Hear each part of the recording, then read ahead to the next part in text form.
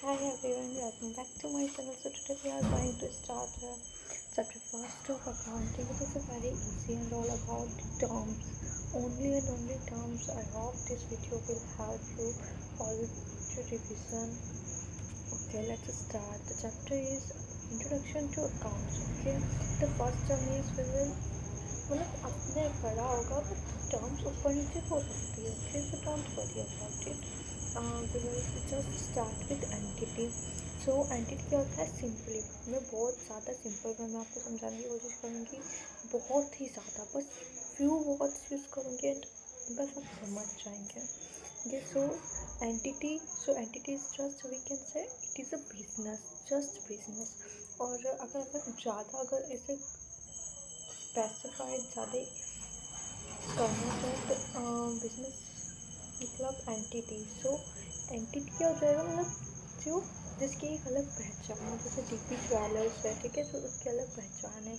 जूडियो हो गया अपना, विशाल मार्केट हो गया, Vishal super market and so on. जैसे रिलायंस है, टाटा है, पीडब्ल्यू है. ऑब्वियसली ऐसे बता नहीं रही हूँ. सो ये सारे क्या है, इनकी एक अलग पहचान है. और बिजनेस है ना, तो entirely it is a business. So बस इट इज़ अ एंटिटी. बस एग्जांपल आप ले लीजिए, डीपी ज्वेलर्स हो गया, जूडियो हो गया, रिलायंस हो गया, टाटा हो गया, एक्सेट्रा बहुत सारे हैं, ठीक है. अब ट्रांजेक्शन लेन देन सिंपली अपन समझ सकते हैं ट्रांजेक्शन को. तो बस ट्रांजेक्शन मतलब कुछ नहीं होता, सिर्फ लेन देन करना काय का, पैसों का, ठीक है, इन monetary terms.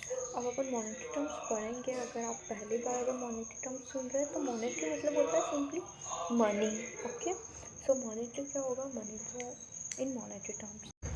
Okay, now transaction हो गया था और यही अकाउंटिंग की प्रोसेस अपनी स्टार्ट करता है. अभी वो अपन आगे पढ़ेंगे, बट ये लाइन याद रखिएगा, it start the process of accounting. Okay, then अब ट्रांजेक्शन दो टाइप की होती है. एक होती है कैश ट्रांजेक्शन, एक होती है क्रेडिट ट्रांजेक्शन. आप अब नाम से ही समझ सकते हैं कैश ट्रांजेक्शन क्या होती है. जैसे अपन ने कोई सामान खरीदा एंड अपन ने जस्ट पैसे दे दिए, ट्रांजेक्शन कंप्लीट. अब अपन को सामने वाले से कोई मतलब नहीं है, अपन उस सामने वाले को अपन से कोई मतलब नहीं, क्योंकि अपन ने सामान ले लिया है, सामने वाले को अपन ने पैसे दे दिए हैं, या अपन बेच रहे हैं तो अपन ने सामान उसको दे दिया है, सामने वाले ने अपन को पैसे दे दिए. बस ये कैश ट्रांजेक्शन होती है, जैसे अपन जो नॉर्मली ट्रांजेक्शन होती है. ठीक है, बस सामान लिया, पैसे दिए उसके बदले में, ठीक है. क्रेडिट यानी आपको पता ही होगा क्रेडिट यानी क्या होता है. Let me know in the comment. और क्रेडिट की मतलब होता है, बताइए जी, क्या होता है? उधार. ओके, सॉरी वो बाहर से निकल रहा था, so have to stop now. Continue करते. क्रेडिट ट्रांजेक्शन, जैसे कि मैंने आपको बताया, उधार की ट्रांजेक्शन. क्रेडिट ट्रांजेक्शन मतलब हाँ भाई मैं तेरे को 10-15 दिन में पैसे दे दूँगा तेरे सामान के, ठीक है. जब अपन ऐसा बोलते हैं मतलब आप पैसे उधार रखते हैं, सो वो होती है credit transaction. It is very simple. Transaction दो टाइप की होती है, कैश, क्रेडिट. कैश जब आपने सामान लिया उसी टाइम आपने पैसे दे दिए, और क्रेडिट जब आपने सामान लिया बट आप उस टाइम पैसे नहीं देते हैं एंड कहते हैं भाई 6 महीने बाद दे दूँगा, 15 दिन बाद दे दूँगा, ठीक है. जब आप ऐसा बोलते हैं तब आप पैसे नहीं देते हैं. तो अब कैश ट्रांजेक्शन को क्या कहते हैं? Complete transaction. वो सेटल होती है, वो क्लोज ट्रांजेक्शन होती है, ठीक है. आपको एग्जाम्स में अलग अलग टर्म्स में पूछ सकते हैं, इसलिए जस्ट बता रही हूँ. और क्रेडिट ट्रांजेक्शन अनसेटल होती है, ओपन ट्रांजेक्शन होती है, और अनसेटल्ड होती है, इनकम्प्लीट ट्रांजेक्शन होती है. Okay, now we will go ahead with assets. Assets क्या होता है? बहुत सिंपल है भाई. एसेट्स को अगर आप हिंदी में बोलना चाहोगे तो संपत्ति, बट अपन अच्छे से समझते हैं. एसेट सिंपली क्या होता है? इकोनॉमिक रिसोर्सेज होता है. इसके आप 3-4 पॉइंट आप याद रख सकते हो. एसेट इज वो क्या होता है? इकोनॉमिक रिसोर्स होता है, ठीक है, जो जिसको आप कंट्रोल कर रहे हो, ठीक है. इकोनॉमिक, उसकी एक इकोनॉमिक वैल्यू होनी चाहिए. वो एक इकोनॉमिक रिसोर्स होता है. पहले वक्त तो वो रिसोर्स है, उसकी इकोनॉमिक वैल्यू है, वो आप उससे आप कंट्रोल कर सकते हो, ठीक है. और जो आपको इकोनॉमिक बेनिफिट्स तो मतलब कैसे? सो इकोनॉमिक आपके यहाँ पे कोई सा भी सामान है, अगर आप उसे बेचोगे तो आपको रिटर्न में पैसे मिलेंगे. सो वो आपको इकोनॉमिक बेनिफिट्स देगा. तो वही क्या होगा? आपका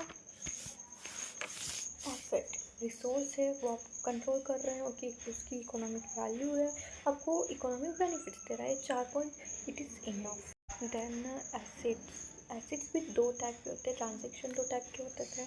now acid has two types, एक तो हो गया करंट एसिड, एक हो गया नॉन करंट एसिड।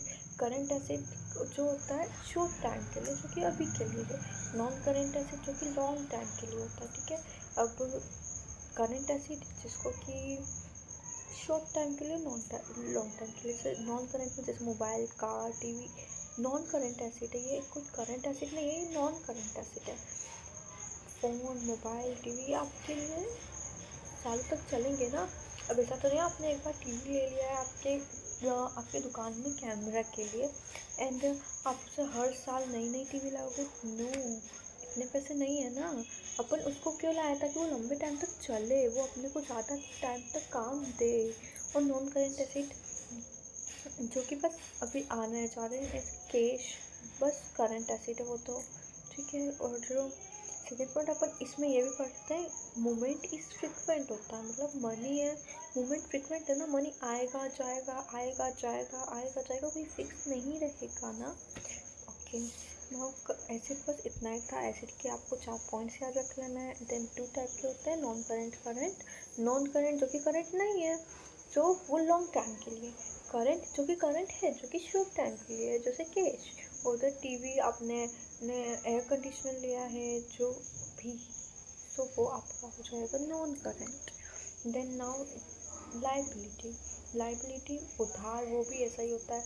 लाइबिलिटी मतलब मोस्टली जो आपको चुकाना पड़े, हिंदी में परफेक्ट वर्ड अगर आप देखोगे तो जो आपको चुकाना पड़े, ठीक है।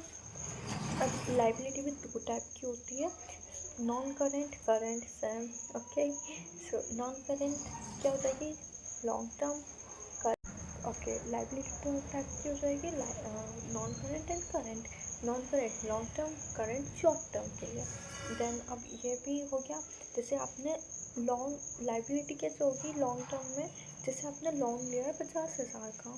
देन आप मतलब बैंक से अगर आप लोन लेते हो 50,000 का एंड आप कहते हो ठीक है, और बैंक आपको कहता है ना कि इतने इतने टाइम पीरियड में आपको ये मतलब किस्त के साथ अपने को कंप्लीट करना होता है। सो ऐसे ही 50,000 का लोन लिया, सो आपने बोला मैं 10 साल तक ये 50,000 कंप्लीट कर दूंगा, ठीक है, फॉर एग्जाम्पल। ओके, सो वो क्या हो गया, लॉन्ग टर्म एसिड। जो एक साल के अंदर नहीं है ना, वो एक साल से ज़्यादा है, वो 10 साल के अंदर अपन कर दें, सो वो लॉन्ग टर्म एसिड है। अब जैसे आपने लोन लिया है 10,000 का, सो आपने जिससे भी लिया उसको बोला ठीक है भाई मैं तेरे को दे दूँगा 6 महीने में दे दूँगा, एक साल के अंदर ही वो दे रहा है। So it is a short term asset liability, sorry. Then now capital, it is very simple. Capital जो भी आप अपने बिजनेस में इन्वेस्ट कर रहे हो, आपने एक बिज़नेस खोला है, आप उसके अंदर ऑब्वियसली एक बिज़नेस कैसे स्टार्ट होगा, आपको उसके अंदर कुछ तो देना ही होगा, आप मनी दोगे उसके अंदर। आप लेके आए, आपने बिज़नेस खोल लिया, आपने 10,000 का उसमें इन्वेस्टमेंट किया, आप एयर कंडीशनर लाया, अच्छा सा मस्त काउंटर वगैरह बनवाया है, सब कुछ। सो जो कुछ भी एक बिजनेसमैन अपना बिजनेस स्टार्ट करने के लिए इन्वेस्ट करता है, सिंपली उसी को कहते हैं कैपिटल। ओके, अब कैपिटल आपने कैपिटल 10,000 आपने इन्वेस्ट कर दिया, so not only money, capital कुछ भी हो सकता है यार। जैसे मैंने बोला था अभी एयर कंडीशनर अगर आपने लिया है, so it is also an asset. Okay, जो कुछ भी आप अपने बिजनेस के इन्वेस्ट कर रहे हैं वही क्या होगा, कैपिटल। ओके, और वो सिर्फ मनी नहीं होता है, वो कुछ भी हो सकता है, सामान भी हो सकता है। देन अब सेल्स बहुत ईजी है बट वो अब है, सो मेरे को थोड़ा सा बताना ही पड़ेगा ना। सो सेल इनकम या रेवेन्यू जो भी हो सकता है। शूज़ जैसे बेच रहे हैं आप, शूज़ बेच रहे हैं तो क्या कर रहे हैं, सेल। जो से भी चीज़ आप बेच रहे हैं मतलब सेल कर रहे हैं, सिंपल। अब इनकम क्या होता है, income and revenue is totally same. अब इनकम क्या क्या हो सकता है, अगर आपने किसी से कमीशन लिया है तो वो आपकी इनकम हो गई। इंटरेस्ट लिया है आपने कुछ मतलब उधार अगर कोई रखता है, फिर अपन उस पर इंटरेस्ट लेते हैं तो इंटरेस्ट भी अपना क्या हो गया, इनकम हो गया। देन कमीशन इनकम हो गया है, और रेंट तो वो भी इनकम हो गया। और सेल्स तो सेल क्या करते हैं अपन, गुड्स एंड सर्विसेज सेल करते हैं। ओके, अब नाउ एक्सपेंस का मतलब क्या होता है, let me know in the comment. Okay, so expense होता है खर्चा, बहुत सिंपल है ये। तो एक्सपेंस हो जाएगा खर्चा, cost include by a man in the process of earning revenue. जैसे अब कोई भी अगर आपके यहाँ एम्प्लॉय है, आप उसको वेजेस दे रहे हैं, आपको इंटरेस्ट देना पड़ रहा है, ठीक है, आपको जो कुछ भी है, आपकी दुकान है तो वहाँ पे लाइट के लिए एंड सो ऑन, तो वो सब कुछ आपका खर्चा हो जाता है ना। सो बस वही। अब अकाउंटिंग पीरियड ये आता है, ये सब कुछ तो बेसिक टर्म्स थी, ठीक है, अपने को आती भी थी। एंटिटी चाहे अभी वर्षों के लिए नया हो सकता है, बाकी तो सेल्स एक्सपेंस ओके ये सब कुछ था ना। अब it is a what accounting. Okay, accounting period analyse करेंगे अपन, प्रॉफिट हो रहा है या लॉस हो रहा है। सो इफ 1 जनवरी से 31 जनवरी तक, 1 जनवरी से 31 दिसंबर तक पूरे साल भर का होता है। सो इसे बोलेंगे अपन कैलेंडर ईयर। एंड अकाउंट्स में होता है 1 अप्रैल से 31 मार्च तक। सो इससे अपन बोलेंगे फाइनेंशियल ईयर। सो 2 टाइप के होंगे। फर्स्ट, अगर आप जनवरी से 31 दिसंबर तक कर रहे हैं तो ये होगा कैलेंडर ईयर। एंड इफ अगर आप कर रहे हैं 1 अप्रैल से 31 मार्च तक तो ये होगा फाइनेंशियल ईयर। ये आपको याद रखना। Okay, it could be come in our objective. अब होगा प्रॉफिट। प्रॉफिट क्या होता है, सिंपल है, बहुत सिंपल है।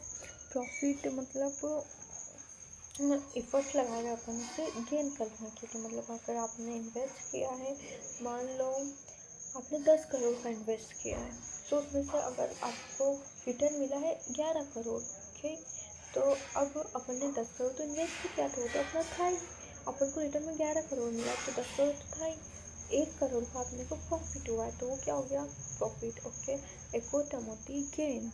गेन का मतलब भी होता है फ़ायदा, प्रॉफिट का मतलब भी होता है फ़ायदा, but there is a minor difference. क्या होगा, अपन यहाँ इफ़र्ट्स लगा रहे हैं एंड फिर अपन कमा रहे हैं, ठीक है, प्रॉफिट, बट इसमें बहुत सिंपल है, इफ़र्टलेस होता है। जैसे लैंड हुआ, ठीक है, अब अपन ने बस लैंड खरीद के रख लिया है, अब अपन को कोई इफ़र्ट्स नहीं लगाने। आप साल भर 10 साल बाद अगर वहाँ जाएंगे, उसकी कीमत का 100% डबल हो जाएगी, ट्रिपल हो जाएगी, बहुत महंगा वो हो चुका होगा। अब आपने यहाँ कोई एफर्ट्स नहीं लगाए हैं, आप बस गए, आपने लैंड खरीदा, अब आप कुछ साल बाद जाएंगे, उसकी कीमत डबल। अब यहाँ अपन ने कुछ नहीं किया है। ओके, सो ये गेन हो गया। ओके, अगर आपने अभी तक ये सेशन लाइक नहीं किया है तो please like and subscribe the channel. और लॉस, अब लॉस क्या हो जाएगा, एक्सपेंस, मतलब लॉस। लॉस अपना कब होता है, जब ना अपनी इनकम है भाई 10,000 और अपन 11,000 का तो अपन ने खर्चा ही कर दिया, 1,000 का लॉस हो गया। सो यही होता है लॉस, सिंपली जब इनकम नहीं, जब एक्सपेंस ज़्यादा हो इनकम से, सो लॉस हो जाता है, और जब इनकम ज़्यादा हो एक्सपेंस से, सो प्रॉफिट हो जाता है। जब इनकम कम हो एक्सपेंस ज़्यादा हो तो अपना लॉस हो जाता है। जैसे गुड्स, वो सामान जिसे अपन हमें बेचना है, जी वो सामान जिसे हमें बेचना है, तो वो गुड्स होता है। ड्राइंग्स, अब ये एक न्यू टर्म है। ड्राइंग्स क्या होता है, आपका बिजनेस है, काय का भी बिजनेस है, आटा दाल चीनी चावल का आपका बिजनेस है। सो अगर घर पे आटा ख़त्म हो गया है, सो आप अगर घर पे आटा ख़त्म हो गया है तो आप आपके घर ले जाने के लिए अपनी दुकान में से ही ले जाएंगे ना, किसी और की दुकान में से अपन नहीं लेंगे। सो जब आप खुद के बिजनेस में से खुद के लिए सामान लेकर जा रहे हैं तो वो होता है ड्राइंग्स। जैसे मैंने अपनी ही दुकान में से आटा निकाल के मेरे घर ले गया, ठीक है, तो वो क्या हो जाएगा, कि ड्राइंग से बात अब आता है डेटर। तो डेटर क्या होता है, जिसे पैसे देने हैं, मतलब अगर अपन ने उधार लिए हैं और अपन को किसी को पैसे वापस देने हैं तो वो अपना डेटर हुआ, ओके। और क्रेडिटर क्या होता है, जिससे पैसे लेने हैं, उसे अपन को पैसे देने थे तो उसके लिए अपन क्रेडिटर थे, वो अपना डेटर हुआ। अब जिससे पैसे लेने हैं अपन उसके लिए डेटर हुए, वो अपने लिए क्रेडिटर हुआ। मतलब जिससे पैसे लेने हैं, जो अपने से उधार लेके गया, बोल के गया भाई 6 महीने बाद दूंगा, सो वो अपना क्रेडिटर है। ओके, बहुत सिंपल था। Please like and subscribe. Bye.